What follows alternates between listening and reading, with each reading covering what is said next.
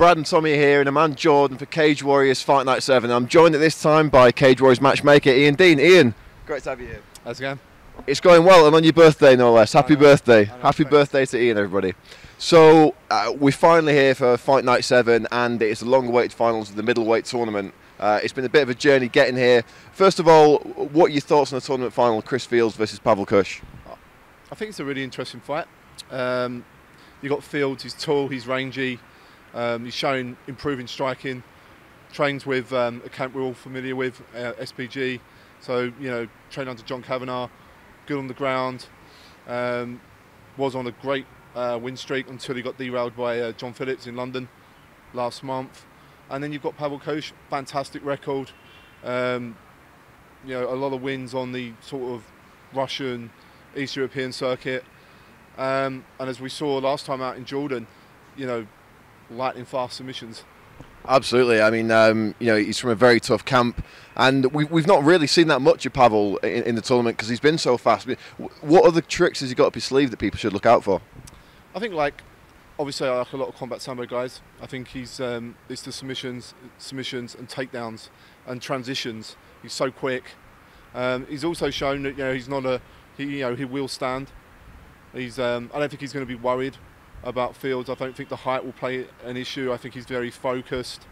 I think for me the key part of the fight will be what's going to happen if Fields does land though.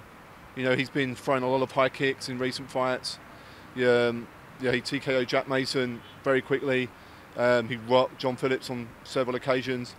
And if you go and look through Kush's past fights, you'll see that he's got a couple of TKO losses. And you know, that always a trigger.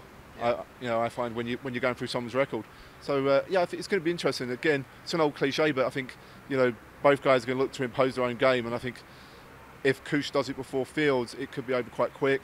But I think Fields, you know, I think he might weather the storm, and it'll be interesting to see what happens if he does.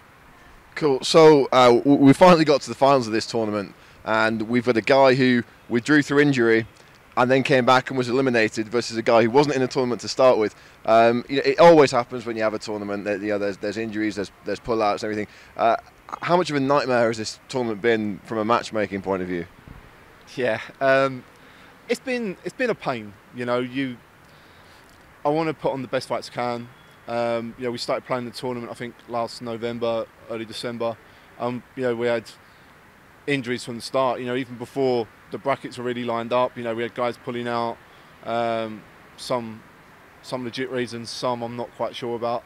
But yeah, you know, it's unfortunate. You know, what can you do? I mean, for me, you can have the best card out there, but if you can't react to pullouts, if you can't react to problems down the way, then you know, you're always going to struggle. But you know, I think we've pulled it off. Yeah, I think you know, Fields Kush is a good fight. We've had some good fights along the way as well. And you know, it's sad to see guys like Victor Cheng injured. You know, I think Victor had a brilliant tournament.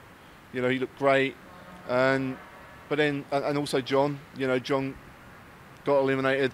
Then he fought Fields for, you know, was going to then fight Kush, and it's crazy. But you know, what we've got is, after this tournament ends, we've got, you know, some more fights lined up. You know, potentially, you know, Phillips will be back soon, Cheng will be back soon, and then we've got other guys on the roster as well, Mats Nielsen. Plus, you know, we've got more guys drawing from the UK and Europe. So yeah, let's see what happens. Okay, it's not just the middleweight tournament finals that are going down Saturday night.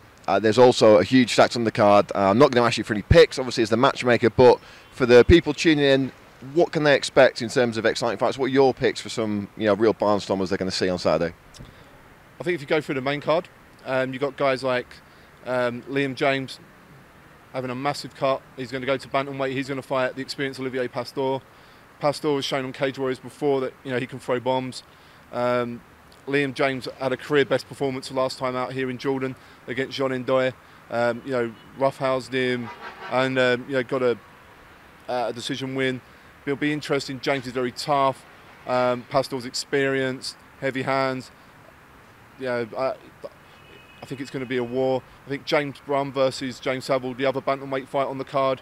Brum on a bit of a streak. 2 impressive performances against European opposition at Cage Warriors so far this year. And you've got James Saville, very good submissions, shown some good striking in the past and beaten some good names, Thomas Houghton, Liam Medius. And then I think as well internationally, Mark Host, UFC vet versus Leo Santos. Leo Santos has been on the cusp of big things for a long time, been unlucky with fights, and this is the kind of fight that I think every fighter dreams of. You're fighting a UFC vet. If you win this fight on the back of his win streak, who knows where he goes. You've got Santos with fantastic BJJ background, but he's also shown, as like he will stand and trade. Host, a Muay Thai guy by trade, with a jiu-jitsu base as well, so be interesting to see how that pans out. Yeah, I mean, that's going to be absolute fireworks in that fight.